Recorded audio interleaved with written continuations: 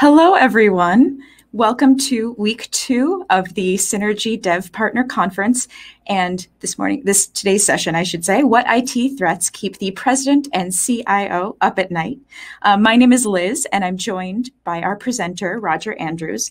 For over 20 years, Roger has assisted the company's Synergy DE software development team with planning, design, and implementation. From 2000 through 2002, he also served as professional services manager, directing the company's consulting and education services. At the end of 2002, Roger was promoted to Synergy DE architect, and he started driving Synergex's Microsoft.NET initiative. In 2005, Roger became Synergex's Chief Technical Officer, and now participates in defining and managing corporate direction and technology. Good morning, and for some of you, maybe good afternoon. Today's presentation is going to talk to what keeps the CIO and the CEO up at night. What are the threats and things that are happening in the modern IT industry that affect people and security of their businesses? So we're going to go through what the current trends are in the industry and how they're changing. How has the landscape changed? Because over the last 10 years, a lot of things have changed in the industry.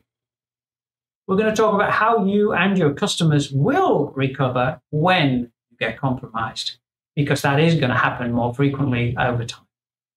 And we're going to cover the data security basics with a recap on the Synergy DE capabilities you can use to help secure your data.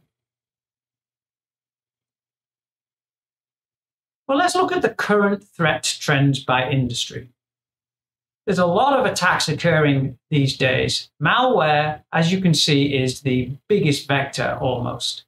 But there's a lot of other vectors in the industry by technique. Email, phishing, I think is the correct term. Different vulnerabilities, people hacking into the systems, people installing things on your firewall that allow them to access the systems. Data mining. There's so many different trends and techniques being used in the industry these days, and we need to be aware of them all. But more so, look at the trends by industry. You can see here that we've got human health, health services, IT services. In fact, pretty much any industrial manufacturing, there are malware actors trying to steal your intellectual property. And also, they're trying to extract money in Bitcoin from your systems because they assume most people will basically want to pay and keep their systems running. And these trends are really increasing. So let's talk about the uptick in attacks. There were 144 million new malware samples in 2019. These are individual samples taken around the world that were new in 2019. This doesn't take into account all the existing attacks that are still out there in the wild. And in 2020, there were still 113 million by November, even though this was a pandemic year and a lot of businesses had shut down and had a lot less attack surface because of the people. 93% of the attacks were polymorphic. That means they are changing examples of an existing malware. They keep trying to evade enforcement. Slight change here, slight change here. It's almost like the coronavirus and all the different variants that we're seeing. They keep these to try and avoid detection. Their goal is to get through. And if we as IT people are not 100% on top of the attacks, zero-day attacks, and when they're coming in, this technique will allow us to get infected. The interesting statistic here, and I suggest everybody here looks at the Webroot threat reports. 50% of the PCs and consumer PCs that have been infected at least once are reinfected within the same year. That is an opportunity for those of you who are ISVs to actually do some extra consulting for your end customers and help them understand the implication of this and harden their networks to avoid that reinfection. Now let's talk about the cost of attacks. Ransomware cost an estimated $7.5 billion in 2019. That goes up every year. And most ransomware requires you to buy Bitcoin to go and pay for that. 200 million ransomware attacks in the first 9 months of 2020. 200 million. And this is the biggest threat to a business. You could get a virus on a PC and you can get rid of it. You can even hope that it doesn't get to all the rest of your PCs. Once the ransomware has attacked, you are in a business down situation. And we'll talk more to that later. 172 ransomware attacks have cost the US healthcare organizations $172 million. So this is a real issue. 1 in 5 Americans has dealt with a ransomware. These are really hard statistics. These are all coming from public and published reports. So the payments have an steep incline in 2020. And one of the major actors here is North Korea, because their regime there can't earn money any other way. So they're earning it through Bitcoin to allow them to buy goods to keep their country alive. And that happens on a lot of countries, which are actually, unfortunately, with embargoes, they have to get money somewhere, and they have great hacking capabilities to get and earn money. And the average downtime from a ransomware was 19 days. And still to this day, a great number of companies just pay the fine to get their company up and running.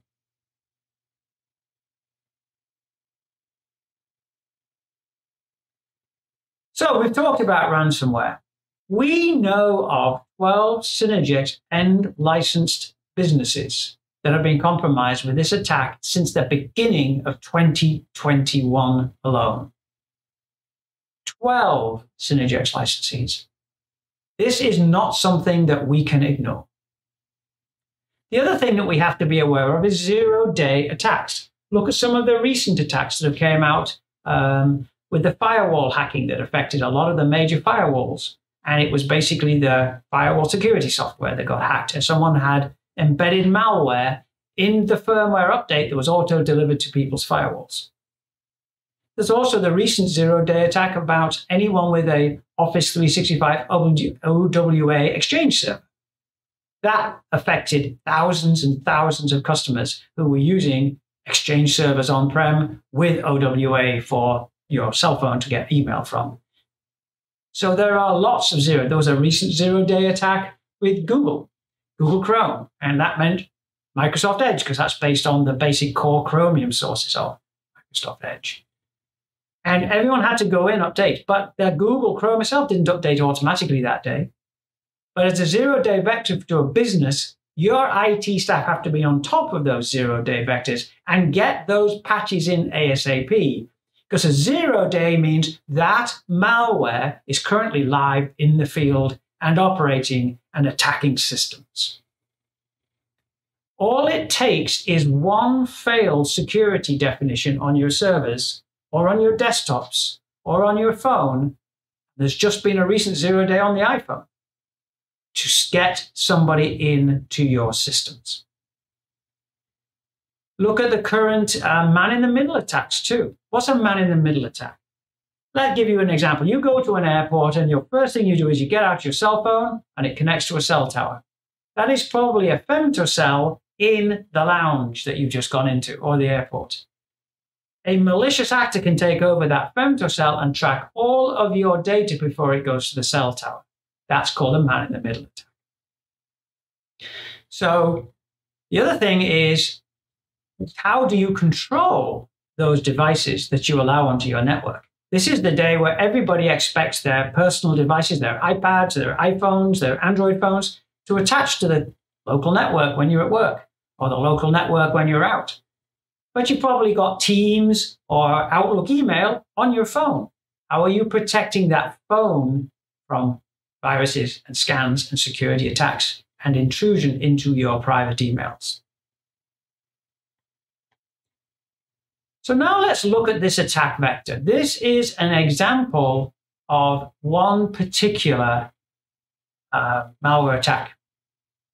And the spider series are mummy spider, baby spider. You can see all of the spiders here. These are all the different variants of the particular attack vector and how they actually morphed as they went through the world and as the malware attackers tried to get at different things and avoid detection. It's very, very complex. And this will be a great thing to go and review as an example of how sophisticated these peoples are these days. And it's this sophistication that is causing us so much concern in the industry and why we have to be so much more vigilant than we were 10 years ago. And this is a good example of all the ways they distributed this. It goes through all the different ways they try and infect the PCs. How do they get you to click on something? How do they hack the firewall and look for a vulnerability? Did your firewall have some port open that you shouldn't have? Did your systems have a port open because they already hacked your higher firewall and you were able to get into that system, and then they used these vectors to actually get your username and password, and suddenly everything is available to them from the inside back out.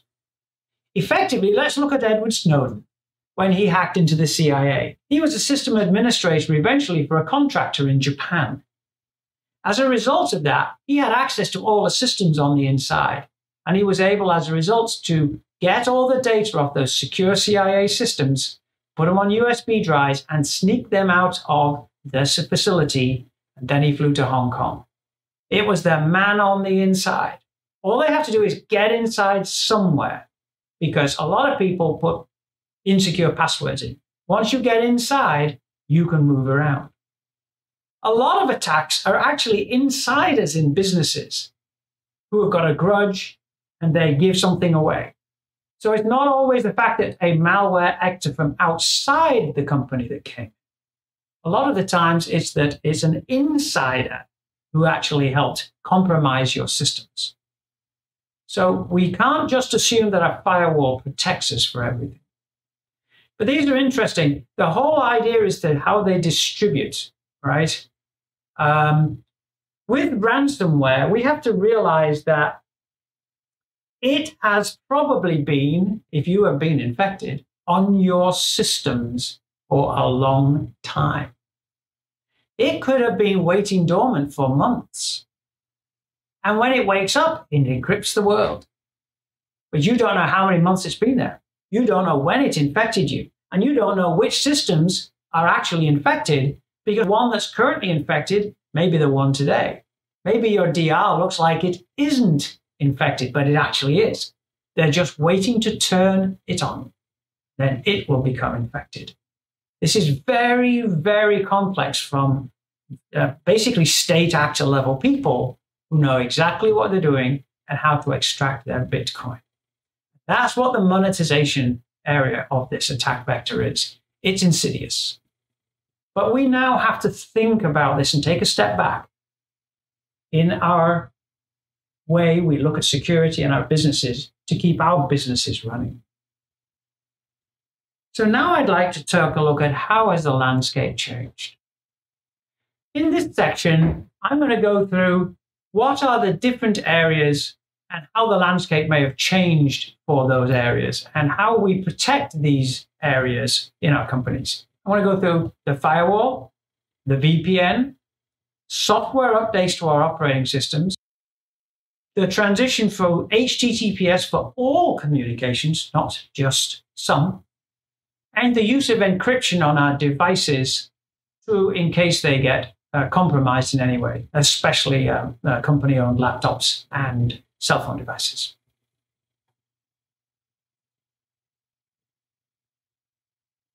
So having a firewall means I don't need to do OS updates. Let me read you a comment from one of our ISVs, and he's given us permission to do it. Our technical staff doesn't feel that the Linux servers need to have security patches installed because our customer servers are isolated servers and they are all behind firewalls. And I've had 3 of our ISVs give me that same piece of information. The firewalls are updated by our customers' personnel. I really kind of doubt that the firewalls are updated as they should be. Our staff doesn't have the time to do these kind of updates. A couple of our ISVs said that. Another of our ISVs said, we are in charge of the servers and we do the firewall updates, but we don't do OS updates. Now I'd like to give you an actual use story of a company that thought they were protected and they weren't. This company had just installed $1 million worth of security equipment on the security network. 280 cameras, 270 terabytes of disk for the video recording. They'd upgraded their network. They had 3 buildings. They had fiber between the buildings. And they also had internet access to be able to download patches and updates. They had a commercial grade firewall from FortiGate. Okay, everything sounds good. The contract had stated that they would have an annual subscription for threat protection on the firewall. And all of the networks were correctly secured, encrypted, VLANed, and the administration team could use the internet. And the security team was completely isolated, nobody could get into it. But all the systems would keep updating. Luckily, this particular company did regular Windows updates on all of its systems and servers. It also did regular updates on its browsers, and it used Chrome because that auto-updated better than Internet Explorer. So this company had done the best it could. It also ran Belarc virus scans to make sure there was no additional applications getting installed. And they verified quarterly that the virus scans were run, Windows Update were run. They had done their best to protect their systems. Then a review and a security audit was done of their firewall. So remember I said they had purchased from their supplier subscription and maintenance of their firewall. Based on these statements from our customers, there is an assumption that the firewall protects the business. It lets me get away with being lax behind the firewall. An analysis of the firewall showed that the subscription had never been correctly installed into the firewall because the account wasn't created up at FortiGate. It also turned out that they'd never turned on the threat protection and the virus scanning of the network to look for devices, because the firewalls can detect malware devices. It turned out they'd never updated the firmware in the firewall in the prior 2 years. And it was open session to $1 million security system that could be hacked, because they'd also left their VPN access for the company on and hadn't changed the password despite that the employee of the subcontracted company had gone. These are all the things that can happen, okay, on a firewall. Once they turned that on and updated everything, they got a shock, because on their administration network, there were 45 devices that were phones or laptops. And of those, 10% were infected with malware. And some of them were Chinese-made Xiaomi phones. So the IT tech, unfortunately, had given out the password to the house on the private administration network. Now, I'm sure most of you realize that if you have a work network, you don't connect your phone on your iPad to that device. You have a guest network or an internal employee network, which is carefully protected on the firewall. And that would be ideal, as long as you keep that firewall up to date. And it turned out over the next month and a half, monitoring of that firewall showed that despite making changes and disconnecting everybody and then only authorizing you, there were still some issues. More applications had to be locked down. The security team, who were a separate subcontracted company, had connected a Windows 7 PC, which had BitTorrent on it and was downloading videos at night. That's what you can detect with a firewall. You can detect bad applications. You can detect the devices, but it's a constant monitoring. It's not something you look at once a month, especially if you think that the firewall is protecting the keys to the castle. Next, I'd like to talk about VPNs. Especially in the current pandemic times, many of us, or probably most of us, have been working from home. What does that mean? We have a VPN that connects up to our systems at work. And that's going through our firewall. I'm probably going to either a firewall VPN server or a separate Windows VPN server. But here's a quote. I want to read this because I think it's really very pertinent. If a personal computer is shared among multiple family members, even with multiple user profiles, there are very few mitigations to prevent an infection or poor judgment of one individual from infecting others.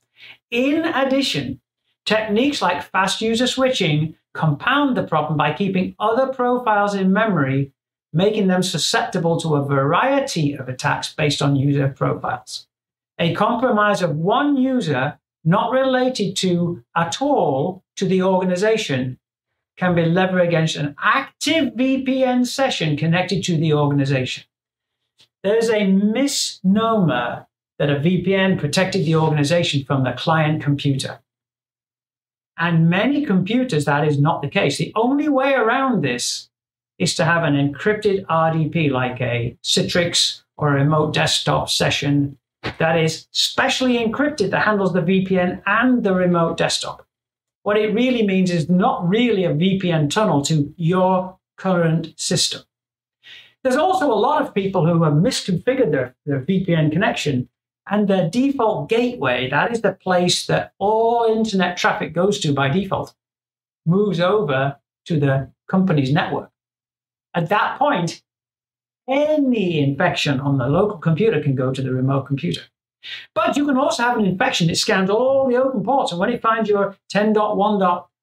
company port connection is available, you can ping from your VPN. If you say ping, if you're on a 10.1 connection, you ping 10.1.1.1, ping will come back. So can the malware do the same thing and get across to your network from your client computer. And so this is why it's important to ensure that virus scanners are up to date, malware scanners are up to date. And there are ways with a lot of the VPNs to do exactly that. But this is an attack vector in the current era that can affect your corporate network because of the use of VPN. So how has the landscape changed? Over the last 10 years, things have changed. The attack vectors have changed. There are so many more malicious actors. We have to think a different way about how we consider the ability to attack our systems, our customer systems.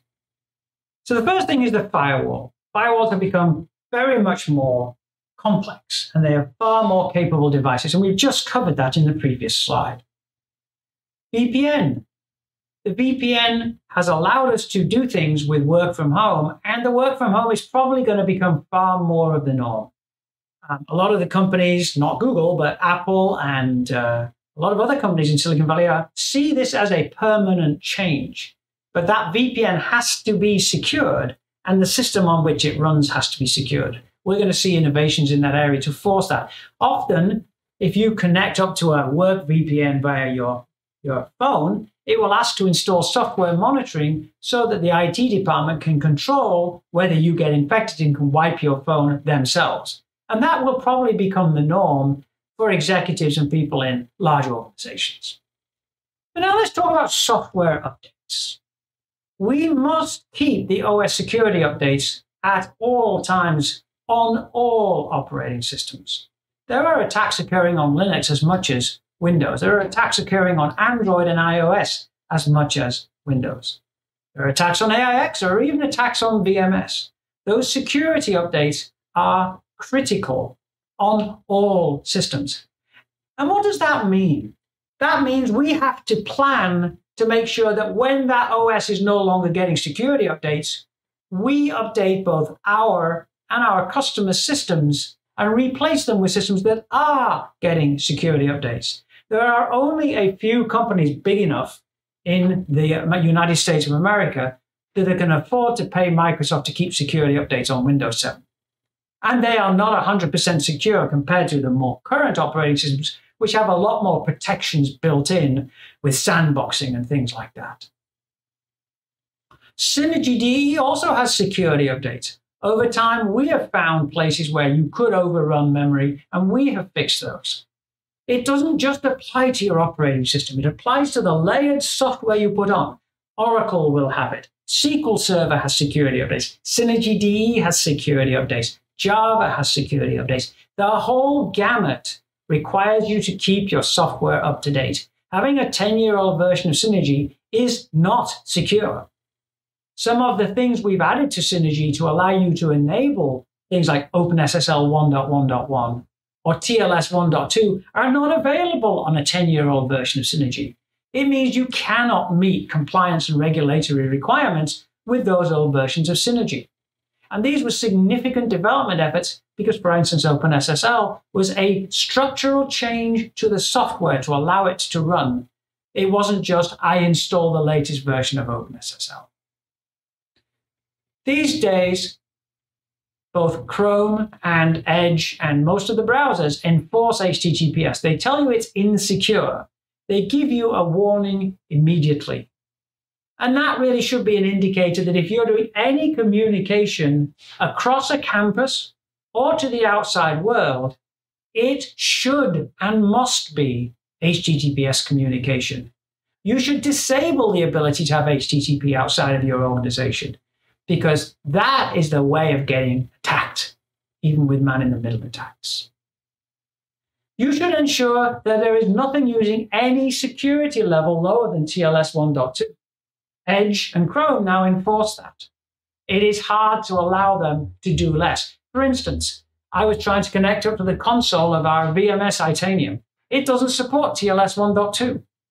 As a result, I had to keep going by bypassing the security checks, and it told me it was an insecure connection. Well, it was actually TLS 1.1, but it was still in effect insecure. That's why we have to keep these things up to date. The current government standards from the NIST Institute say the minimum data encryption should be at least AES 256. If any of your ciphers, if you've encrypted any of your Synergy data files with an encryption level less than this, you should update those encryption in your files. And the same goes for any encryption across your business. Between enterprise devices, you should be using encryption. There are few industries that don't recommend that the network is considered insecure. Remember what I said earlier. A good percentage, maybe 45% of attacks come from inside the business. And any unencrypted traffic on your Ethernet cable, someone can listen to an Ethernet cable, just like they can use the lasers to listen to a conversation in a room with closed curtains. So you have to realize you can, Ethernet does, cables don't stop you. Wi-Fi is very insecure. It's very easily sniffed upon. Maybe you should be having the latest WPA3 Enterprise for you. But a lot of devices don't support WPA3 Enterprise. You should have encryption on the disks on mobile devices that are connected to the domain. A domain-connected device should always be encrypted, because if it can be taken out of the office, it can be stolen. And if it's not encrypted, the device can be pulled and looked at on an external system. That is how a lot of the data breaches for the government have occurred, because they have had unencrypted laptops. Now, it's controversial to ask people who have their own personal devices to have them encrypted. But if you're having company data stored on someone's external personal device, and you allow that, that device should be encrypted. You should always retire insecure devices that are out of security update support. So now I'd like to talk about what are you going to do when you or your customer are compromised.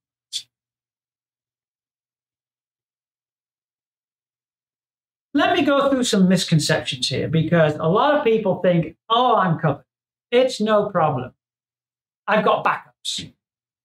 Well, as I said earlier, what if the backups for the last 3 months have been compromised? What if that malware came on your system 8 months ago? What are you going to go back to? Because that malware may or may not be active yet. Oh, I'll just use the disaster recovery site. Well, most likely, if you have a network connecting the two sites, the malware got onto them both. They're very, very sophisticated. They're mostly state actor sponsored. And there are source code kits available in the industry so anyone can go and build one of these. Oh, it won't affect us. We're too remote. Oh, I'm just on a farm, in the middle of, one of the less populated states. I'm miles from anywhere. Nobody will care about me. Not true. Not true.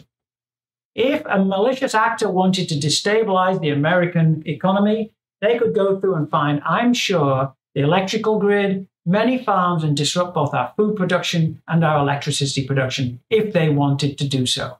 It's well documented by the government. It won't affect us. I'm on VMS, I'm on AIX, I'm on Solaris. Nobody attacks them. Not true. Everybody has a threat vector. It's just the scale of the threat vector.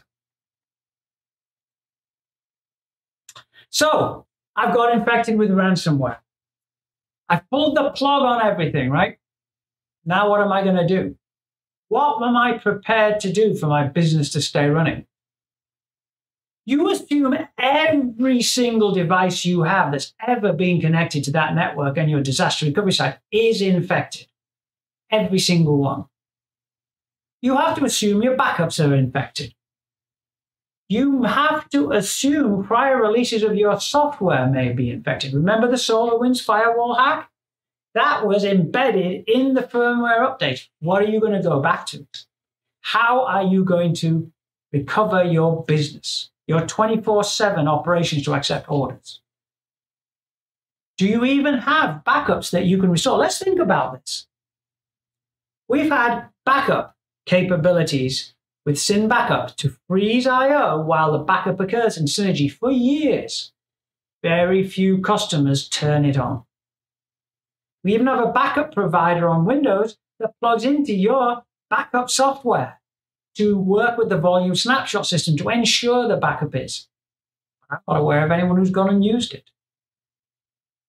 When was the last time that you restored a backup and verified all the ISAM files? Make sure they're actually still good. Because if you take a point-in-time snapshot, part of the data or part of the index may not have been yet written to the disk when you took that individual block off the disk. Have you upgraded to Synergy version 11 and resilient ISAM files that at least allow us to recover quickly because we guarantee the data partition is flushed as we go and we can rebuild that index? When did you last verify your backups? That you can even restore from those backups, regardless of whether the backup is infected. Because when this happens, you will have, and your customers will have to rely on that. Every company must have a documented plan. Do you?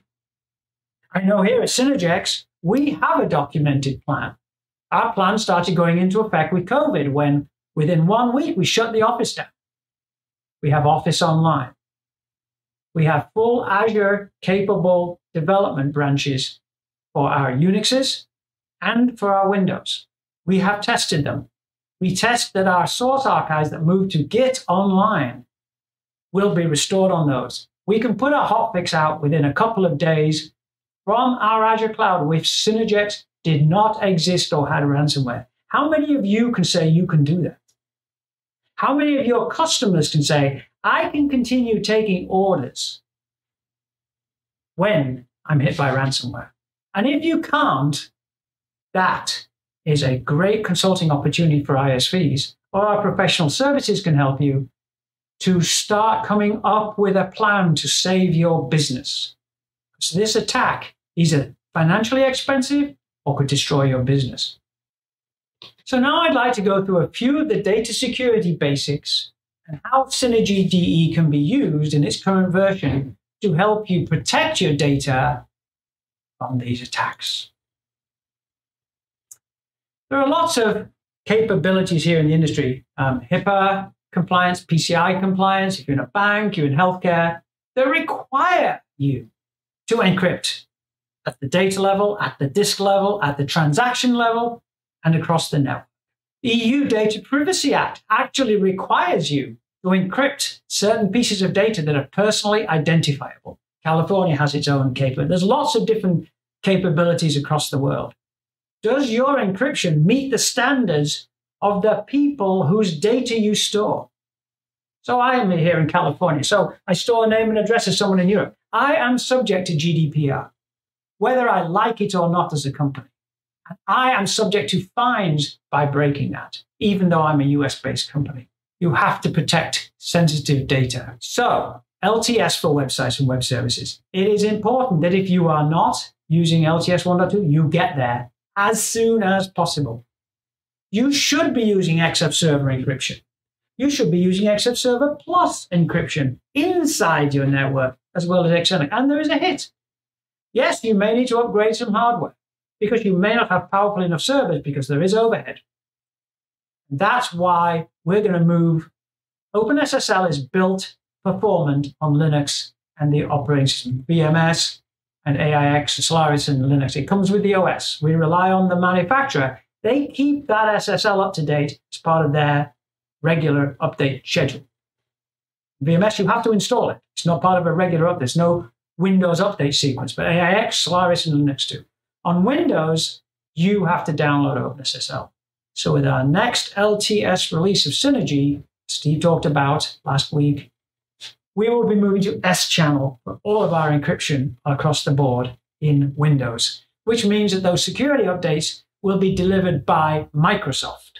And we can rely that our software stays compliant without you having to go out and get an OpenSSL distribution from somewhere regularly and download it and install it on every one of your client computers. You should be using SQL OpenNet encryption. It's all available in the product, and I'm going to show you how to do that. You have to configure XF Server encryption.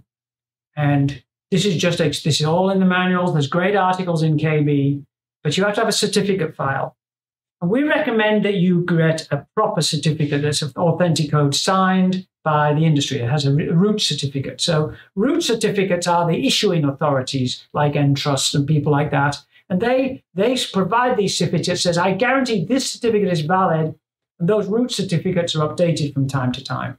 And we found with our recent Rev 11 licensing upgrades that those customer systems who weren't updated did not have the correct CA certs to allow us to enable TLS 1.2. So we've had to go through some hoops, and it's because people aren't keeping those operating systems up to date. If you do decide to use a self-signed certificate, it is likely that you will need to add that certificate to the trust store on the operating system. And we have some information in the manuals to help you with that, but you have to put these in, otherwise it'll say, well, you're not trusted. And we're going to start enforcing trust for all certificates in our HTTP API. With Synergex Server and XF Server Plus encryption, you can go into the synconfig utility, or you can do it at the command line. A lot of customers really just use the command line, especially if you're in a data center environment. There is really no UI. Everything's PowerShell script-based. So there's always a way of using our synconfig or at the command line. And it's very easy just to enable encryption. You'll notice there's hardly any options available anymore. If you're using a version prior to version 11, there's a lot of other options. You should assume only these options should be used, even if you're not on version 11.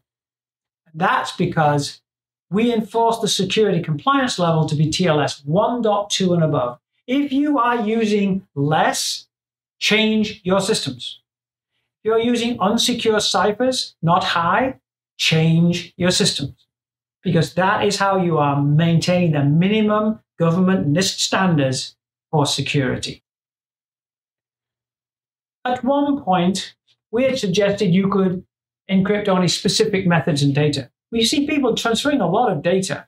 I had someone who was transferring photographs in this last week. And they're transferring 1 gigabyte a day of data via XF Server Plus. But they really ought to be using encryption. And that means there's a lot of CPU power used to encrypt that amount of data. But these days, you should be using all method encryption. It should be all file encryption to XF Server. There shouldn't be any option here of, well, maybe a bit, maybe that. That was when we designed the software 20 years ago where computer power was a lot less. Today, put in the CPU power necessary and encrypt the world. Now I'm going to talk about OpenNet encryption. when you're using SQL OpenNet to an OpenNet server, you can encrypt the data too. And we support TLS 1.2. Same concept. You have a certificate file that encrypts the data, and you have to configure it on both the client and the server. So everything is available to you in either ODBC or SQL connection. If you're using SQL Server, you should have an always encrypted connection if you are going across the network. OpenNet servers are typically installed on the server where SQL Server is, and then they use shared memory to communicate with SQL Server. However, across the network, for instance, if you're using a SQL Server cluster or an Oracle cluster, we're using the client built into the database. You should have an always-on encrypted connection in conjunction with those database connections. You also have to make sure your DSNs are correctly configured for connection. So now I'd like to talk about encrypting data at rest. There's a big misunderstanding here. You'd think if you've got BitLocker, you've got an encrypted disk, it's in the hardware, it's on my SAN array, why do I have to bother? Well, there are certain standards out there with the banking industry that says you have to encrypt the files even if the disk is encrypted. And that's where the XCall encrypt, the DTA and decrypt, and the salt values come from. But if you have encrypted any of this data with our routines, you should upgrade your files encryption to AES 256. That may mean you have to take the file offline, read every record and rewrite it by decoding with a lot of people use 3DES, re-encode it with 256 and then update your application. One step. You have to encrypt properly. You can't encrypt keys unless those keys are only used for referential constraints, things like joining customers to orders, and you read by the encrypted field, in which case you're going to encrypt the key field too. Otherwise, you should encrypt pieces of the data that are required to be encrypted and probably store them on an encrypted disk drive where there's hardware encryption. But we provide these capabilities for you. I've talked about the AES 256 cipher. Just make sure you're using the correct cipher. We're looking at whether we might add more of these ciphers, but that is currently the recommended capability. I just want to then finally talk about operating system security updates. It is important, part of this presentation, that you must keep all operating system and layered product security updates together. If you're using OpenSSL on Windows, you are now in charge of keeping that up to date. Currently, 1.1.1 is up to version letter I because of security updates, not feature updates. And that's what it takes in the modern world to do these things. If you're on an older version of an operating system that doesn't have SSL 1.1.1, the manufacturer may provide security patches still to the old 102, but OpenSSL.org does not. You should be using, if at all possible, Synergy version 11, which introduced support for 1.1.1, and you should be ensuring that your operating system has 1.1.1 patches. That is the currently supported. If you're on Windows, you need to upgrade to version 11, and you need to be using OpenSSL 1.1.1 for support. So let's just recap. In this presentation, we've gone through the current threats that are out in the world with documented reports that provide that information. We've talked about how over the last 10 years, the landscape has drastically changed. It's changed how we think about security and how we protect both our and our customers' businesses.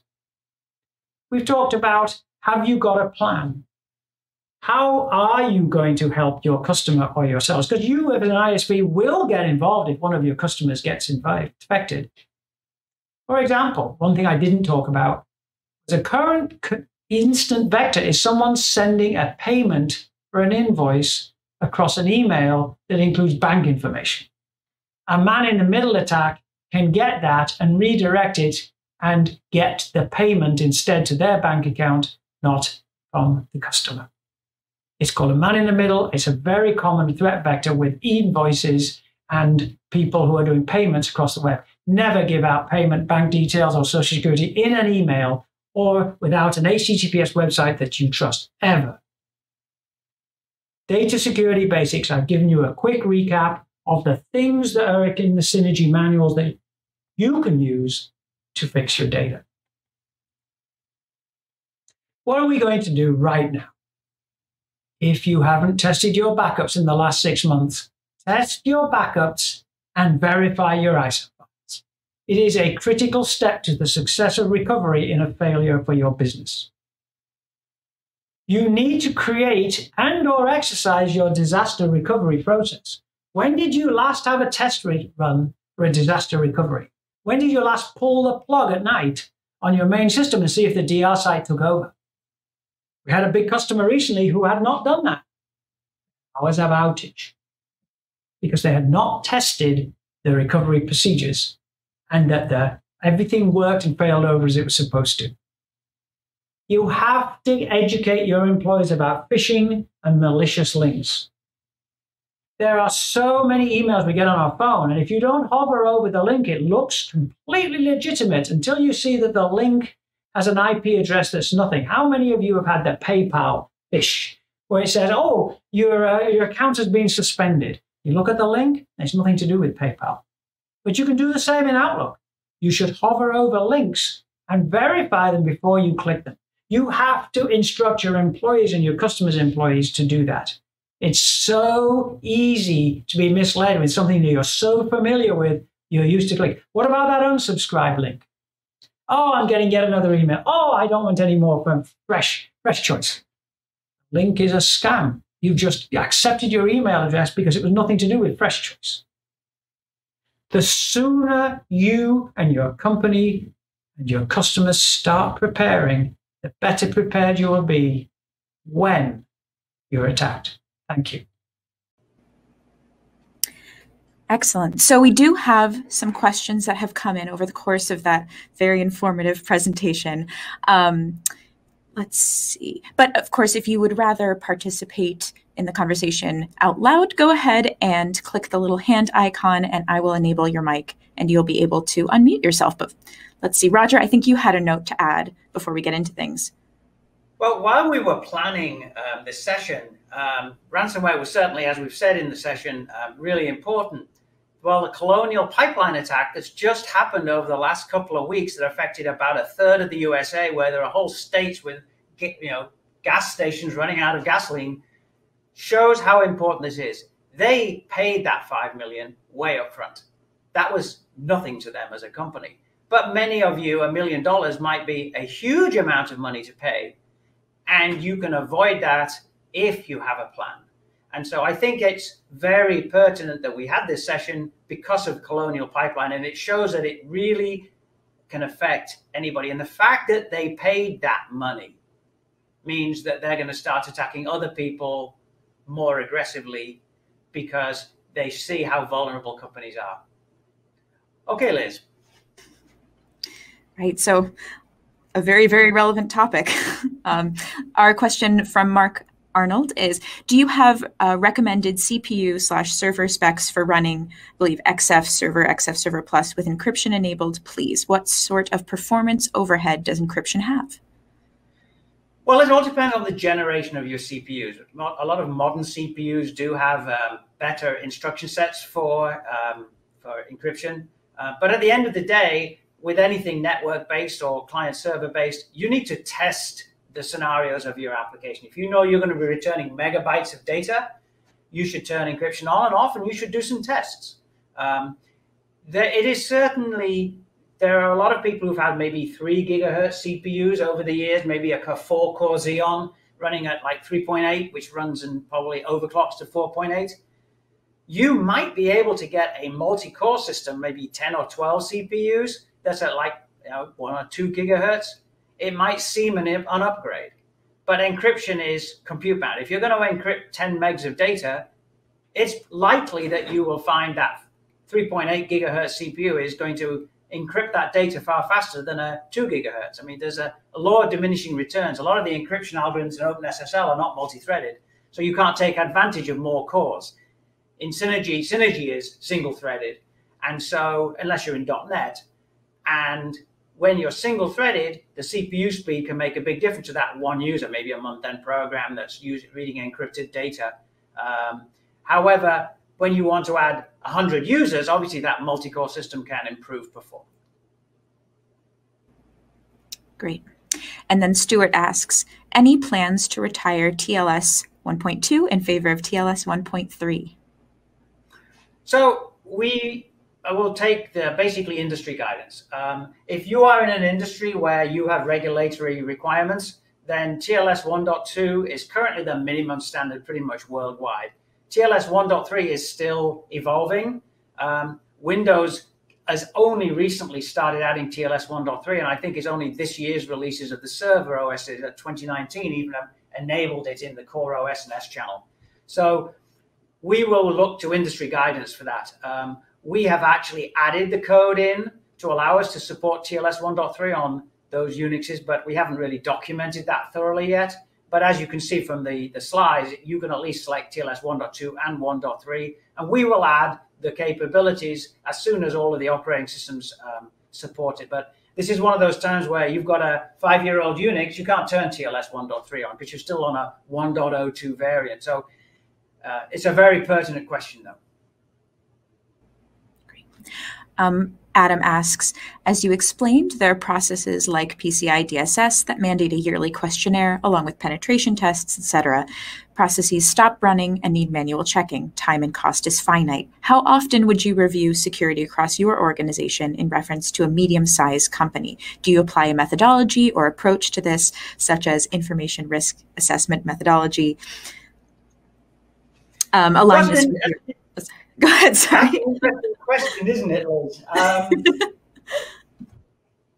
I think that's up to you and your company and what risk level you are prepared to accept. I think everybody should undergo security assessments. I certainly would expect that companies should have an external auditor come in and audit their systems. A common one for customers, especially now we're using VPN and people aren't in the office, should be a phishing assessment.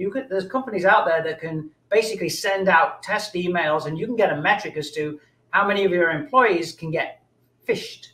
Okay, so there are companies that can do that and help protect your systems. But considering how many of our ISVs today are not even installing OS updates, third-party product updates, they're not installing firewall updates. Until you start doing that, what would a security assessment do for you? Because if you haven't even got the basics done, so you have to invest in the basics. You have to have a disaster recovery plan, because if you haven't that, you all well and good having a security company and tell you, but you already knew you didn't have a plan. I would expect that this will become a service that many companies will now basically contract out and have done on a much more regular basis as we go forward here. And perhaps the colonial pipeline attack might mean even the major infrastructures around the world will actually start having security assessments first. So they're going to be busy. And I think one more question before we let people transition to our next session. Thomas asks, is the concept of compression over encrypted comms with XF Server Plus still a concern? So I would imagine that compression is important. Compression in a lot of our cases can get 60 or 70% of the data out. So let's say you had a 2,000 byte record. If you add compression, maybe you'll get down to 1,200 bytes. That means you're within the one Ethernet packet. I mean, if we're over a VPN link, we're about 1,300 bytes is the maximum packet size once you've basically encrypted across your VPN. So if you have larger records and you can encrypt that data or XF Server Plus packets with methods and array returns, if you can encrypt that down to less than 1,200, you're one Ethernet packet. And those Ethernet packets are fixed size payloads on the freeway. It's like saying everybody's got a big rig on the freeway, and whether you put one package in it or you fill the whole of the big rig, you still have only that number of big rigs can fit on the freeway. And that's what Ethernet packets are about. They're all 1,500 bytes, less payload, less the encryption overhead. So yes, compression is important. And then you encrypt that data as well. And you could say that's encryption over encryption. But remember, inside attacks versus external attacks. So part of this is the ability for someone inside a business, like say a warehouse. You've got to be careful that Wi-Fi network in a warehouse in an industrial company can be hacked. And that's why you're encrypting everything in multiple ways.